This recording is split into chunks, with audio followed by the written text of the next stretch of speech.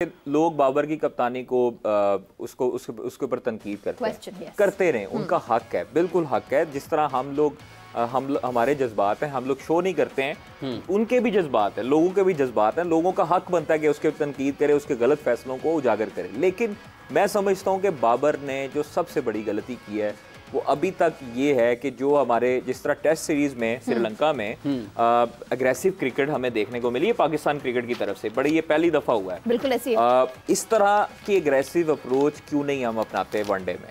हमें चाहिए कि हम अब न्यूजीलैंड थी, उसने अगर 14 ओवर में 100 किया या 15 ओवर में 100 किया तो हम वही टिपिकल तरीके से वापस क्यों हम 25 ओवरों में 100 या 22 ओवरों में 100 करते हैं? हमें अपना रन रेट भी बढ़ाना चाहिए, हमें अपनी जो स्ट्राइक रेट है उसको भी बढ़ाना चाहिए। हमें एग्रेसिव अप्रोच के साथ जाएंगे, जब तक एग्रेसिव अप्रोच के साथ फैसले नहीं लेगा बाबर आजम तब तक इस तरह की बातें उसको सुननी पड़ेंगी। अच्छा, एग्रेसिव गेम की बात हो रही है, बॉबी बादशाह के बारे कोई गाल नहीं कर।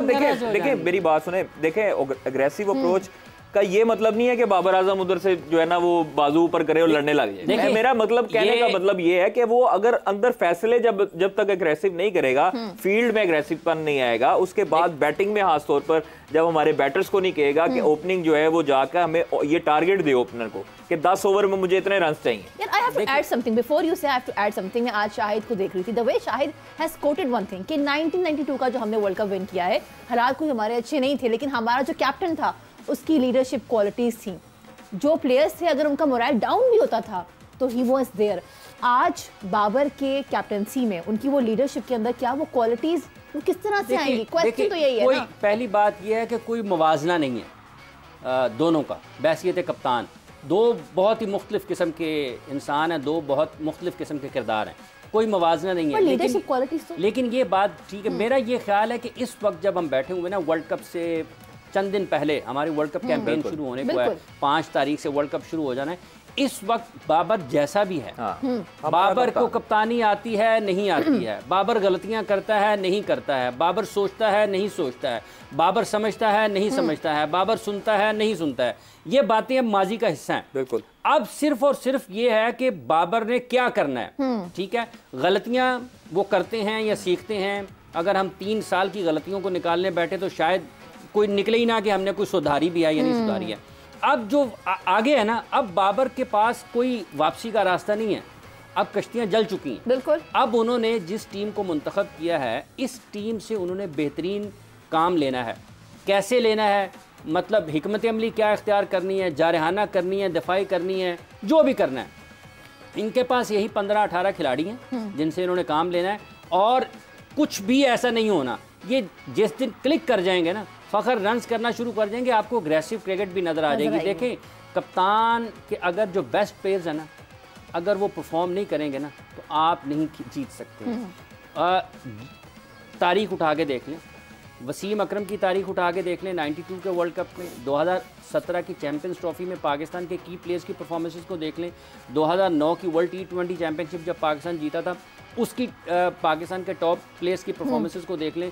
और इसके अलावा दुनिया के तमाम जो टीमें वर्ल्ड कप जीती हैं उन टीमों के टॉप प्लेयर्स को देख लें कि उनकी परफॉर्मेंसेस क्या रही हैं जब उनकी फतवाहत हुई हैं। तो पाकिस्तान के टॉप प्लेयर्स अगर परफॉर्म नहीं करेंगे, पाकिस्तान के लिए वर्ल्ड कप में मुश्किलात होंगी। बाबर को अब एक तरफ रख देना चाहिए कि उसने क्या किया है या क्या कैसे कप्तानी करता है। अब सिर्फ ये होनी चाहिए कि जिस दिन पाकिस्तान का मैच है उस दिन बाबर को क्या करना चाहिए था, बाबर क्या नहीं कर सका। अब अगर हम उनका इमरान खान साहब से मुवाजना कर लें या उनके ऊपर इस तरह की चीज़ें शुरू हो जाएं तो यकीनी तौर पर ये एक दबाव ज़रूर बनता है।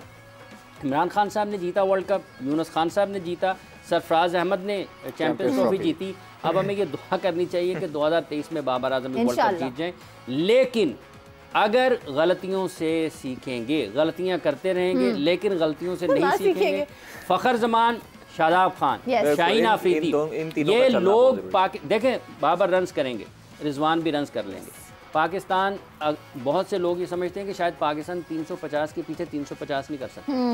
पाकिस्तान 350 के पीछे 350 भी कर सकता है। अच्छा, बात हो रही है, let's talk about India now. हमने आज शादाब को देखा, how he was talking about the pitch. He said कि लगभग पिंडी जैसी ही ये पिच है और यहाँ पे क्या शानदार बात की उन्होंने, पिच पढ़ ली है। और उन्होंने शारजा में वो कप्तान थे, 4 फास्ट बॉलर खिला के उन्होंने बैटिंग के लिए चले गए और सारे स्पिनर से आउट करा लिए पाकिस्तान। उनका पॉइंट ये है कि यहाँ पे मुश्किल होगा रन्स रोकना, तो अगर हम उन्हीं की बात को पकड़ें और उन्हीं की बात को आगे लेके चलें, उस हिसाब से हमारा जो world class out class best bowling attack था, क्या वो अभी नजर आ रहा है परफॉर्म करते हुए? लग रहा है कि हम आउट पे आउट कर सकते हैं, विकेट पे विकेट ले सकते हैं। देखिए अभी सिचुएशन वही थी, अभी कुछ देर पहले जो शो हुआ था हमने डिस्कस किया था कि हमारे पास 4 फास्ट बॉलर हैं और 5 स्पिनर हैं, तो हमारे स्पिनर्स का खास तौर पर इसमें बड़ा अहम किरदार होगा। इसको पिच को रीड करना, जिस तरह उन्होंने शादाब ने कहा है, ऑब्वियसली उनका एक्सपीरियंस है और उन्होंने खेला है। रावलपिंडी से मुआवजा इसलिए किया क्योंकि वहाँ पर रन स्कोर ज़्यादा होंगे और मैं समझता हूँ कि ऑस्ट्रेलिया के खिलाफ भी ज़्यादा स्कोर होंगे रन। उस दिन जो है वो नीदरलैंड के खिलाफ स्टार्क ने इसलिए अच्छी बॉलिंग की, उन्हें कंडीशन उस तरह की मिल रही थी क्योंकि बारिश थी और उनका स्विंग भी बहुत ज़्यादा हो रहा था। हमारे पास देखिए हमने उस दिन जो हमें जो डिसएडवांटेज ये था कि शाहीन नहीं थे हमारे पास, शादाब ने बॉलिंग नहीं की।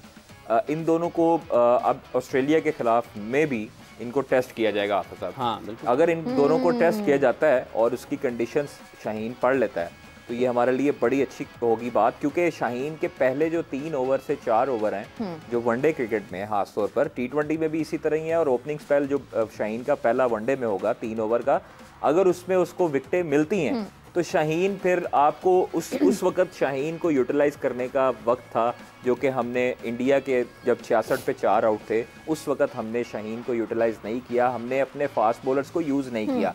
बाबर हमेशा से ये गलती करता आता है कि जो बॉलर अच्छी परफॉर्मेंस करता है, जो बॉलर अच्छी परफॉर्मेंस देता है, चाहे वो एशिया कप 2022 हो, वर्ल्ड कप में हो, उस स्पिनर को यूटिलाइज नहीं करता दरमियान में। और फास्ट बॉलर्स को चूँकि मदद मिल रही थी, 66 पे 4 आउट थे पालीकेले में, तो उस वक्त स्पिनर पे स्पिनर लगाए गए। हमें इस डिसीजन पर खास तौर पर जो उनके मशीर उस टाइम पे होंगे, रिजवान होगा, शादाब होगा, बाकी भी प्लेयर समझाने वाले होते हैं, तो उनको हमारे से ज़्यादा क्रिकेट के नॉलेज है क्योंकि वो प्रो प्लेयर हैं। इस टाइम पे पाकिस्तान को रिप्रेजेंट कर रहे हैं, 25 करोड़ तकरीबन आवाम को रिप्रेजेंट कर रहे हैं।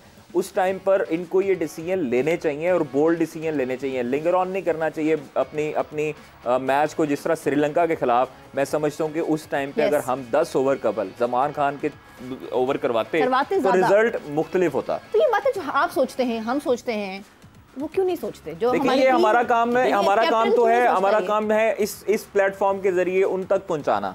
वो शायद देखते भी होंगे, लेकिन ये असल काम है कोचिंग स्टाफ का। ये मेरा और आपका काम नहीं है। जो लाखों इस वक्त तनख्वाहें ले रहे हैं, या तो हमें तनख्वाह दे दें, मैं और हाफिज साहब चले जाते हैं, हम उनको बता देंगे कि भाई ये करना है। नहीं, अगर उन्होंने कुछ नहीं करना और बाबर नहीं करते रहे तो फिर वो किस लिए? फिर वो किस लिए? अच्छा, एक और सवाल है। मैं आज एक और चीज़ मैं देखी, जिस तरीके से मुश्ताक साहब कह रहे थे कि देखिए